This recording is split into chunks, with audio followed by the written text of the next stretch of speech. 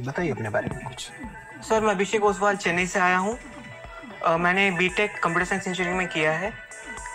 BTech के पश्चात मैंने टीसीएस में 1 साल असिस्टेंट सिस्टम इंजीनियर की पोस्ट पर काम किया है। 2014 से 2017 तक मैंने फ्रीलांसर का काम किया है, जिसमें मैंने e commerce website, content development, photography, इन सब विषयों में काम किया है।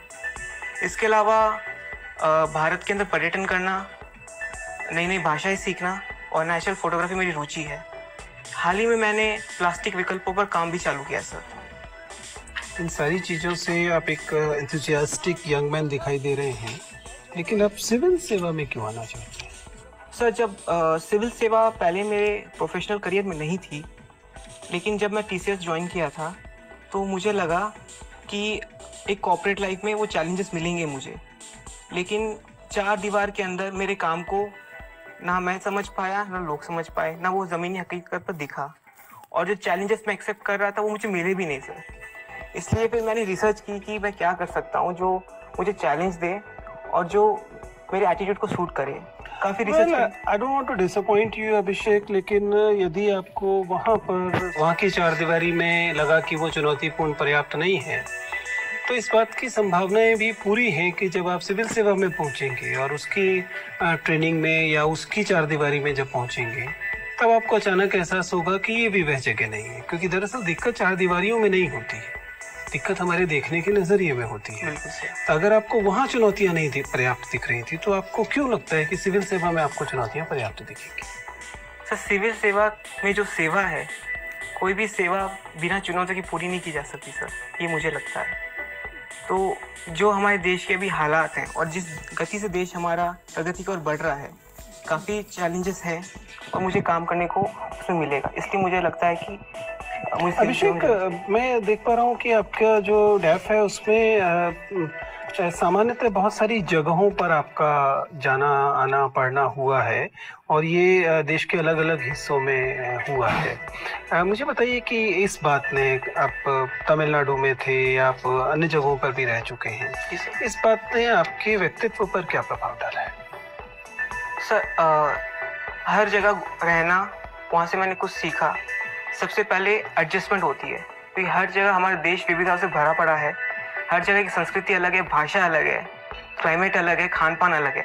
तो मैंने एडजस्ट करना सीखा इन सब के साथ।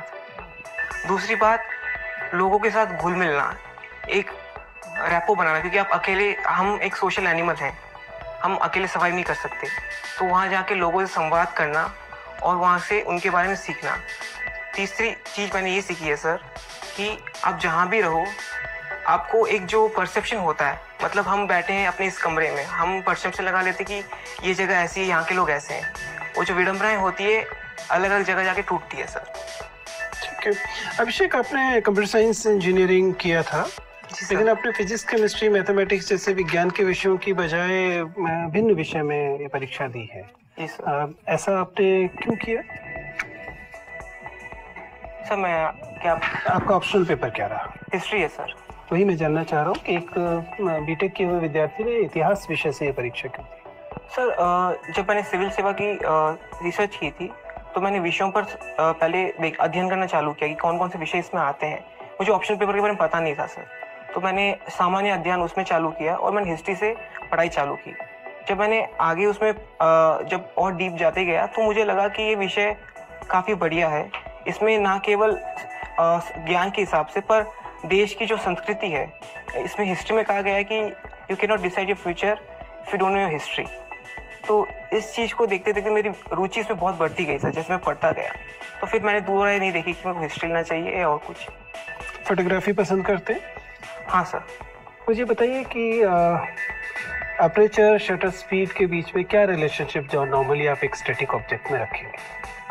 सर, दोनों लाइटों पर खेलता है सर। अगर शटर अपर्चर जो एफ स्टॉप्स होते हैं, अगर एफ स्टॉप्स हम बढ़ाएं, जैसे 1.8 से 2.6 अगर हम जाएं, तो जो अपर्चर होती है वो बंद होती रहती है और जो लाइट है वो भी कम होती रहती है। तो आईएसओ ऑटोमेटिकली बढ़ता रहता है। ऑटोमेटिकली आपको बढ़ाने का विकल्प होगा? सर, कैमरा में जो सेटिंग होती है, अगर हम अपर्चर सेटिंग लें, तो आप अपर्चर टेस्ट करिए, उसके हिसाब से आपका आईएसओ और शटर स्पीड ऊपर नीचे होंगे सर। ठीक है, thank you. Okay Abhishek, yes sir. आप जैन कम्युनिटी से आते हैं। हाँ सर। पैसिव यूथेनेशिया क्या होता है, कुछ जानते हैं? यूथेनेशिया क्या होता है, पहले ये बताइए। सर यूथेनेशिया ये जो टर्म है, इसमें एक अपनी मर्जी से अपनी जो लाइफ है उसका एक बोल सकते हैं एक सर्टिफिकेट है कि अब हम नहीं जीना चाहते और अब हमें भारत में अलाउड है यूथेनेशिया?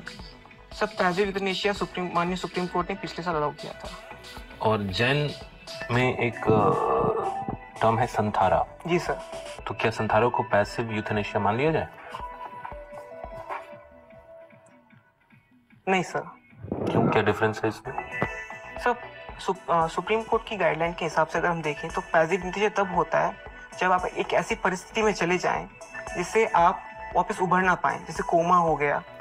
लेकिन जैन में जो संथारा है ये आध्यात्मिक एक तरफ की है, मतलब आप जीवन के सभी मोह माया से विकल्प हो चुके हैं, आपने जिंदगी पूरी जी चुकी है, अब आपको किसी चीज से कोई मोह ना कोई माया है और ये मोक्ष की यात्रा है, ना कि जीवन खत्म करने की यात्रा। ठीक है। आपने कहा कि देश के सामने, देश विकास कर रहा है, देश के सामने बहुत चुनौतियां हैं। जी सर। सबसे बड़ी चुनौती क्या लगता है आपको देश के सामने? कोई एक चुनौती के नाम बताने हो? सर जलवायु परिवर्तन देश की चुनौती है या पूरे विश्व की चुनौती? पूरे विश्व की चुनौती है, पर भारत जो विकसित विकासशील देश है उसके लिए बहुत बड़ी चुनौती है। अच्छा, क्या भारत पे प्रभाव पड़ेगा, इंडियन स्पेसिफिक क्या इस पे प्रभाव पड़ेंगे जलवायु परिवर्तन से? सर प्रभाव पड़ना चालू हो चुका है। क्या हो रहा है? 2015 में चेन्नई की जो बाढ़ थी, बाढ़ तो बोलते मानवीय कारण से हुई थी, लेकिन उसमें लगातार 3 साइक्लोन एक के बाद एक आए जो नहीं हुआ है।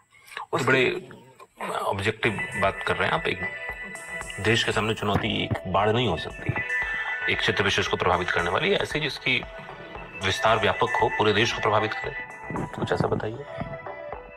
सर कृषि क्षेत्र, भारत की अर्थव्यवस्था भी कृषि से आती है और हमारा कृषि जो इंडियन मानसून है उस पर ज़्यादा डिपेंडेंट रहता है। तो हमने देखा है कि जलवायु परिवर्तन से वर्षा कभी वर्षा होती है, कभी सूखा पड़ जाता है, तो किसानों की अर्थव्यवस्था, पूरी कृषि की अर्थव्यवस्था खराब होती है, किसानों को अपनी आय नहीं मिल पाती और जो रूरल डिमांड है वो कम होती है। और ठीक है, ये क्लाउड कंप्यूटिंग